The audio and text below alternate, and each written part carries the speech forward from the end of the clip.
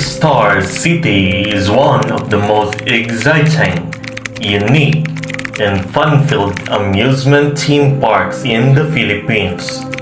It is one of the most visited amusement parks in the country, catering to many kids and kids at heart who want to experience thrilling rides and exciting games. But after almost 3 decades of bringing joy to the people, a sudden tragic incident happened. After all the happiness they experienced in this place, no one ever expected that someday, somehow, everything will put an end. This documentary video uncovers the truth behind the tragedy of what happened in Star City, from being the happiest place, now turned to be a doomed place. There are only 2 questions behind this incident. Was it only an accident? Or is there a motive behind? Star City is located at Roas Boulevard, Pasay City, Philippines. The incident happened last October 2, 2019.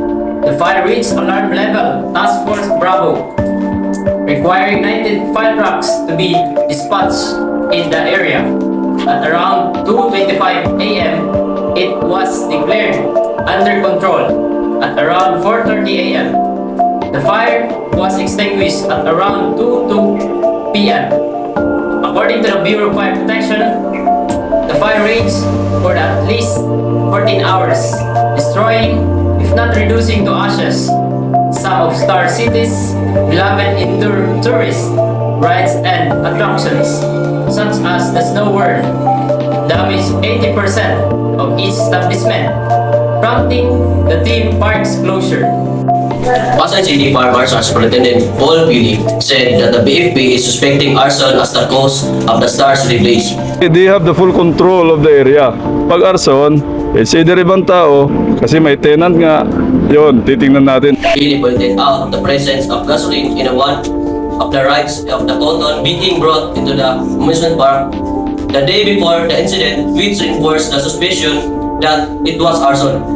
Initial investigation by the Pasay City BFP showed that arson was the cause of fire that hit the amusement park in the Pasay City, citing a various reasons including Billy said he was convinced the fire was deliberate because his investigator had found gasoline, an area where it should not necessarily be, specifically in the Pirate Adventure Ride, which was located in the middle of the 2-story indoor amusement park's first floor.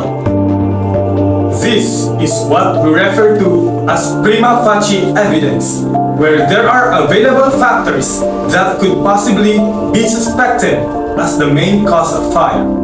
PD 1613 Section 6 states that prima facie evidence is constituted if gasoline, kerosene, petroleum, or other flammable or combustible substances or materials soaked therewith or containers thereof, or any mechanical, electrical, chemical, or electronic contrivance designed to set a fire, or ashes or traces of any of the foregoing are found in the ruins or premises of the burned building or property.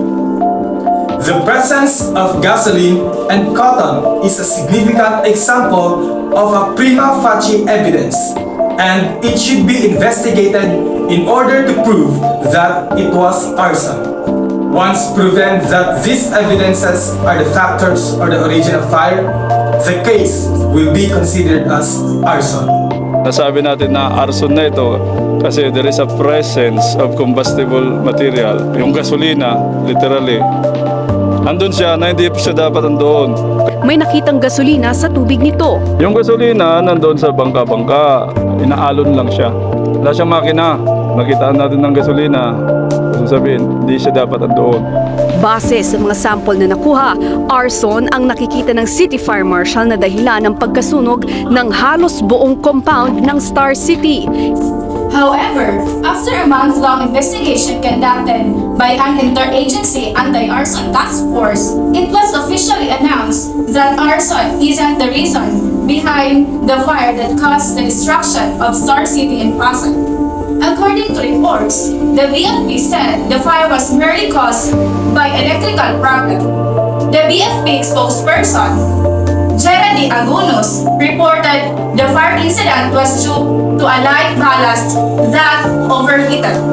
Investigators concluded that the fire, which originated from the Tri-Year-Lock game booth located at the ground floor of Star City, was due to the overheating of one of the ballast that was attached to a fluorescent light above the booth. Investigators also find out that the ballast malfunction was due to normal wear and tear or deterioration, which prompted the BFP to conclude that the fire was accidental and to declare the case closed. Nilinaw naman ng Bureau of Fire Protection na hindi sinadya bagkos nagliyab na electrical wire ang sanhi ng pagkakasunog ng Star City nitong Oktubre. Ayon kay BFP spokesperson Kresian Diamale, ito ang lumabas na resulta sa sinagawang investigasyon ng Interagency Anti-Arson Task Force. Paglilinaw pa ni Augustus, ang daunang pahayag ni Pasay City Fire Marshal Superintendent Paul Pili higil sa insidente, sarili lamang nitong opinyon. Electrical fire at hindi arson. Yan po ang resulta ng investigasyon ng Bureau of Fire Protection sa nangyaring sunog sa Star City noong Oktubre. Nag-overheat na balance ng mga ilaw ang naturong sanhi ng sunog. Ibig sabihin, hindi raw sinadya ang sunog tulad ng unang hinala ng BFP Pasay. Dahil po rito, pwede nang kumuha muli ng clearance ang pamuna ng theme park para sa kanilang renovation. The management of Star City also denied the arson theory and said it is not aware of any motive, including financial gain, that would cause arson as the business is profitable, especially during the Christmas season.